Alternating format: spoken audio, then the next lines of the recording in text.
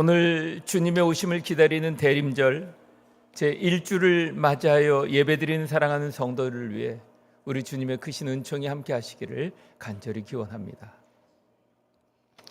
지금은 우리는 밤이 깊어지고 어두움이 깊어져가는 겨울을 지나고 있습니다.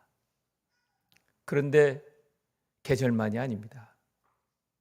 이 시대의 탄식과 어두움과 두려움, 그리고 미움과 반목과 불신이 깊어져 가고 있고, 바벨탑처럼 인간이 쌓아올린 탐욕과 죄악은 더욱 견고해져 가고 있고, 질병의 공포로 뒤엎이기도 하고 있고, 도처의 전쟁의 소식과 기후변화의 재앙으로 지구별이 견딜 수 없는 지경에 이르렀지만, 여전히 깨닫지 못하고 잠들어 있는 이때 우리는 주님의 오심을 기다리는 대림절기를 맞이하여 예배하고 있습니다. 대림절을 맞이하며 예배를 준비하는 가운데 저는 지난 수요일 온 세상에 뒤덮인 첫눈을 바라보면서 이사야서 1장 18절의 말씀, 너희 죄가 주홍 같을지라도 눈과 같이 휘어질 것이요 라는 말씀을 묵상하게 되었습니다. 대림절의 촛불은 어둠 속에서 빛으로, 주홍 같은 죄를 흰눈같이 희게 하시는 예수님과 우리를 구원하시고 새 생명을 주시는 하나님의 은혜와 사랑을 상징합니다. 대림절을 맞이하는 사랑하는 성도 여러분, 바라기는 이 귀한 시간이 회개와 기대의 시간으로, 그리고 깨어나는 믿음으로 우리 주님의 오심을 기다리며 준비하는 귀한 시간이 되시기를 주님의 이름으로 간절히 축복합니다. 오늘 본문은 바울이 자신의 육체적 가시에 대하여 언급하고 있는 말씀입니다.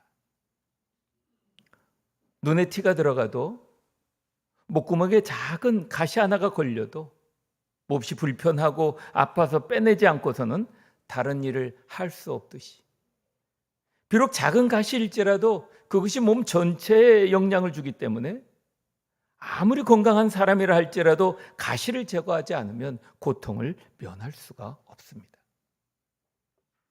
오늘 본문의 사도 바울은 평생을 육체의 가시로 말미암아 고통 가운데 지나야 했음을 고린도후서 12장 7절을 통하여 알 수 있습니다. 우리는 오늘 본문에서 바울은 육체적인 고통에도 불구하고 고통의 의미를 깨닫고, 또 하나님께 감사하는 그의 고백을 통해 인간은 자신의 연약성을 더 깊이 인식하면 인식할수록 더 하나님을 의지하게 되고, 그 결과 더 하나님의 큰 은혜를 받게 된다는 사실을 깨닫게 됩니다. 바라기는 오늘 본문을 중심으로 약함 중에 거하시는 주님의 능력에 대하여 함께 상고하면서 높고 높은 하늘 보좌를 버리시고 천하고 약한 말구에 누이신 그리스도의 오심이 인류를 구원하는 하나님의 능력임을 깨달으며 이 대림절의 의미를 되새기는 시간이 되기를 원합니다. 오늘 본문에서 약함 속에서 하나님의 능력을 고백하는 바울은 지난 11장에서 자신이 사도로서의 자격을 확인시켜 거짓 사도의 비난과 방해를 저지시키므로 고린도 교회를 참 예수의 영으로 양육하고 가르치려고 자신의 출신과 능력에 대하여, 그리고 복음을 전하기 위해 자신이 외부로부터 당한 수모와 고난에 대하여 언급하였었습니다. 그리고 이어서 오늘 본문 앞에 6절까지 바울은 자신이 경험한 영적 체험을 보고하듯이 언급하고 있습니다. 그러나 바로 바울이 이러한 그리스도 안에서의 환상과 계시의 놀라운 체험을 언급하는 이유는 자신을 자랑하며 드러내는 것이 결코 아니었습니다. 그래서 1절에 이렇게 말합니다. 부득불 자랑하노니라고 말합니다. 바울은 이런 놀라운 체험과 함께 오히려 약함을 경험하게 하신 하나님께서는 약함을 통하여 하나님의 강함을 나타내시는 하나님이심을 선포하려고 하고 있는 것입니다. 그런데 먼저 언급하는 바울이 체험한 영적 체험을 1절에서는 주의 환상과 계시라고 말합니다. 환상이란 어떤 초월적이고 신적인 광경을 목격하는 경험을 말하는 것이라면, 계시란 성령의 조명으로 감춰졌던 진리를 깨닫도록 밝혀주는 것을 말합니다. 그렇습니다. 바울의 환상과 계시는 2절에서 셋째 하늘로 이끌려간 자라고 하고 있고, 4절에서는 낙원에 이끌려갔다라고 합니다. 셋째 하늘이란 첫째, 둘째, 셋째라고 하는 공간의 의미보다 바울이 인간의 한계를 초월하는 하나님이 계시는 곳으로 이끌려가 인간의 언어로 표현할 수 없는 경험을 하였다는 것을 말하고 있는 것입니다. 그런데 바울은 이 놀라운 경험을 2절과 4절에서 이끌려갔다라고 하는 것에 주목해야 합니다. 곧 그리스도 안에서 경험한 이 놀라운 영적 경험이 자신의 힘과 의지로 얻은 것이 아니라 하나님께서 베푸신 영적 체험이라고 하는 것을 알려주고 있는 것입니다. 그래서 3절에서는 그가 몸 안에 있었는지 몸 밖에 있었는지 나는 모르거니와 하나님은 아시느니라 라고 하면서 환상과 계시는 경험하는 자가 자의로나 주체적으로 하는 것이 아님을 더 분명하게 말해주고 있는 것입니다. 그런데 바울은 자신의 이 놀라운 체험을 2절에서 내가 그리스도 안에 있는 한 사람을 아노니 라고 하고 있고, 5절에서도 내가 이런 사람을 위하여 자랑하겠으나 라고 마치 타인의 체험인 양 3인칭으로 객관적 형식으로 보고하듯이 언급하고 있음을 보게 됩니다. 그 이유가 있습니다. 하나는 자신을 자랑하는 것은 아무 유익이 없기 때문임을 알고 있기 때문입니다. 또 하나는 고린도 교인들이 자신을 특별한 존재로 생각하지 않게 하려고 하는 것입니다. 더 중요한 것이 있다면 앞에서 설명한 대로 환상이나 계시의 주체가 인간이 아니라 하나님이심을 드러내기 위함이었다는 것입니다. 그래서 5절에서 바울은 약한 것들 외에는 자랑하지 아니하니라 라고 하듯이 정작 드러내는 것은 자기의 약한 뿐임을 드러내려고 하는 것입니다.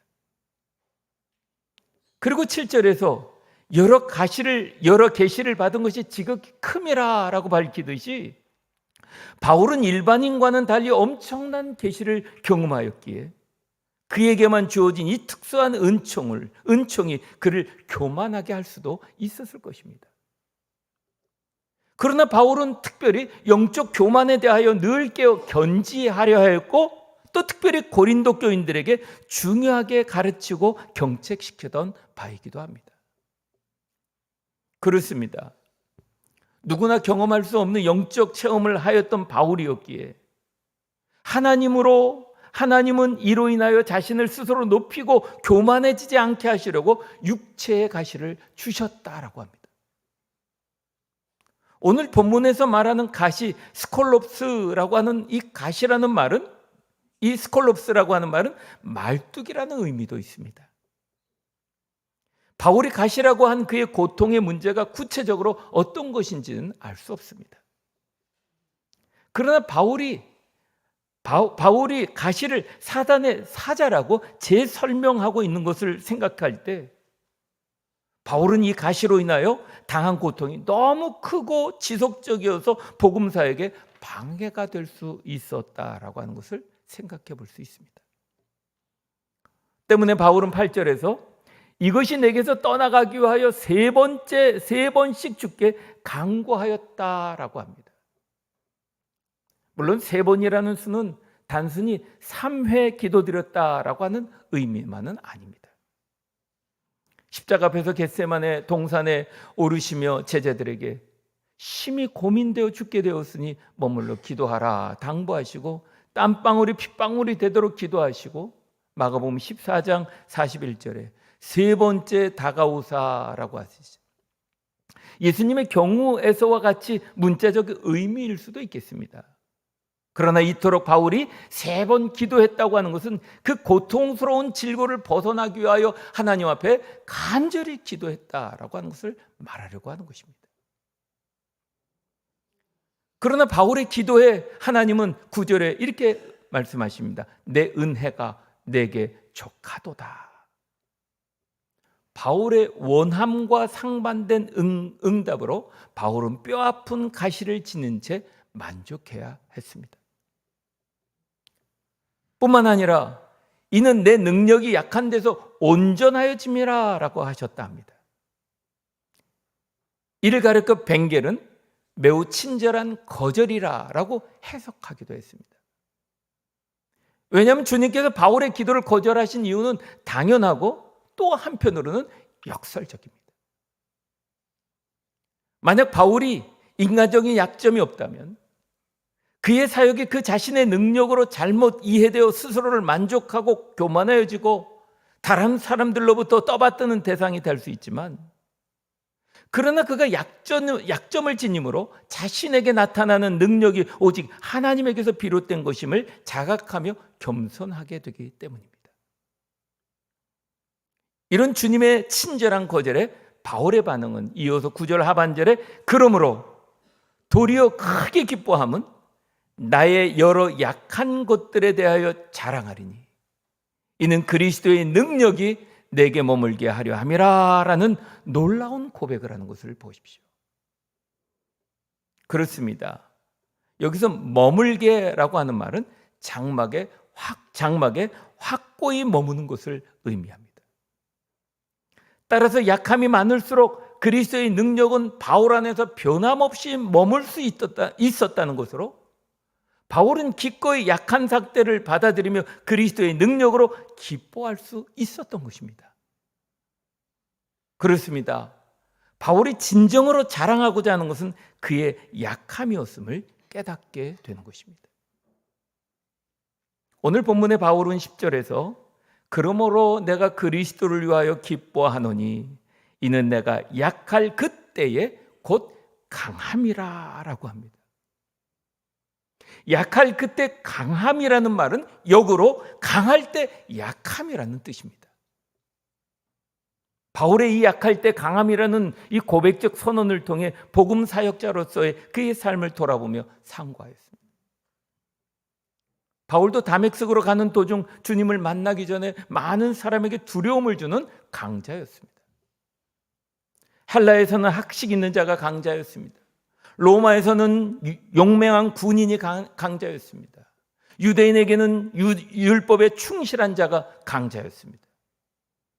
바울은 가멜리엘 문화에서 열심히 율법을 배워 율법에 통달한 강자가 되었고, 이같이 강자가 된 바울은 스데반을 처형하는 일에 관여하였는 듯 그리스도인들을 핍박하고 투옥하는 일에 앞장섰던 사람이었습니다.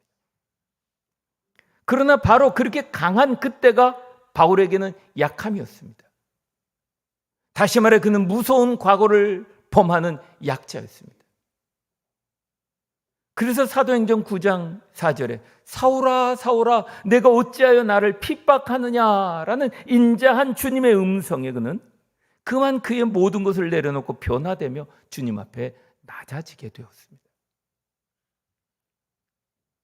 바울은 지난 날들을 회심하며 이렇게 말합니다. 디모데전서 1장 13절에 전에는 내가 회방자요 핍박자요 포행자였다고 고백하는 것처럼 그는 강할 때 바울은 약했습니다.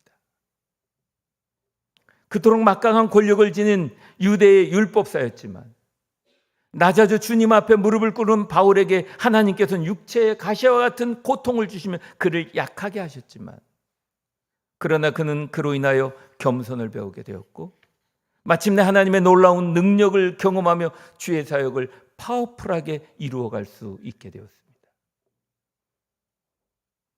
바울의 사역을 2차 전도 여행지를 순례하면서 바울은 오늘 본문의 말씀처럼 그는 약한 것들과 능력과 궁핍과 박해와 공고를 지닌 채 약할 때 강함 되시는 주님을 나타낸 사역이었음을 느끼고 깨닫게 되었습니다. 오늘 우리들은 어떠합니까? 그 얄팍한 부, 지위, 명성 등의 마음이 빼앗겨 모든 것의 근원이 되시는 하나님을 망각하기도 하고 또 그것들로 인해 스스로 높아져 교만해 있지는 않습니까? 저는 오늘 말씀을 준비하면서 지난 6년 동안 함께 섬겼던 예선교회 박흥윤 목사님이 생각났습니다. 시각장애를 가지고 사역하시는 목사님은 불편하지만 불행하지 않았습니다. 장애인과 비장애인이 함께하는 천국의 모델하우스를 지어가며 얼마나 힘차고 밝고 따뜻한 품으로 목회를 하는지 모릅니다. 보지 못하는 목사님의 약함에 하나님 돕는 배필인 사모님을 짝지어 만나게 해주셨고 두 분이 얼마나 행복하고 파워풀하게 목회를 하는지 약할 때 강함되는 말씀 그대로 살아내는 신실한 두 분으로 만날 때마다 도전받고 감동을 받게 됩니다. 그렇습니다. 부귀나 권세나 명예에 취해 강제로 처할 때는 가장 위험한 약함이 되지만 약함을 통해 주를 바라보는 신실한 삶 속에 하나님의 강함을 경험하게 하십니다. 오늘날 많은 사람들은 물질적 풍요를 누리고 있지만 정신적으로 병든 채 살아갑니다. 그래서 세상은 날로 타락해가고 우리는 아프고 신음하는 세상을 살고 있습니다. 이 병들고 신음하는 세상을 다시 기경하기 위해 그리스도로 구원받은 우리 성도는 영혼을 살찌우고 강하게 하는 약함, 즉 심령의 가난함을 소유해야 합니다. 왜냐하면 약할 때 강함 되시는 주님의 약함은 단순히 육이나 세력의 약함만이 아니라 심령의 가난함, 심령의 애통함, 온유함, 의에 줄이고 목말라함이며 긍휼히 여기며 화평케 하며 의를 위하여 핍박을 받고 박해받는 그 약함 속 진정한 강함을 의미하는 것입니다. 이에 대하여 바울은 고린도후서 10장에서 성도는 영적 싸움을 하는 거룩한 용사라고 하였고 고린도서 내내 가르쳤던 교회의 분쟁과 갈등의 여러 문제들을 극복하는 강함이라고 선언하였던 것입니다. 그리고 바울은 고린도 교회를 다시 방문할 것을 기대하며 고린도 교회를 향한 사랑의 마음을 전하며 권면과 끝 인사를 합니다. 그리고 고린도 교회가 강건해지는 길이라면 자신은 얼마든지 약해질 수 있다고 13장 9절에 우리가 약할 때 너희가 강한 것을 기뻐하고 또 이것을 위하여 구하니 곧 너희가 온전하게 되는 것이라 라고 합니다. 바울은 끝까지 고린도 교인들이 신앙적으로 온전해지기를 바라는 간절하고 뜨거운 사랑의 인사를 하며 고린도서를 마감하고 있습니다. 대림절, 주 오심을 기다리는 이 귀한 시간에 성도인 우리는 잠언 16장 18절의 말씀, 교만은 패망의 선봉이요 거만한 마음은 넘어짐의 앞잡이니라. 야고보서 4장 6절, 하나님이 교만한 자를 물리치시고 겸손한 자에게 은혜를 주신다 하였느니라 라는 말씀을 붙잡고 싶습니다. 우리에게 새 생명을 주시기 위해 십자가의 죽으심의 그 약함으로 우리의 구원이 되신 강함의 우리 주님을 겸손하게 기다리며 대림절을 맞이하는 사랑하는 성도들 위해 우리 주님의 크신 은혜가 함께 하시기를 우리 주 예수 그리스도의 이름으로 간절히 축원합니다. 아멘.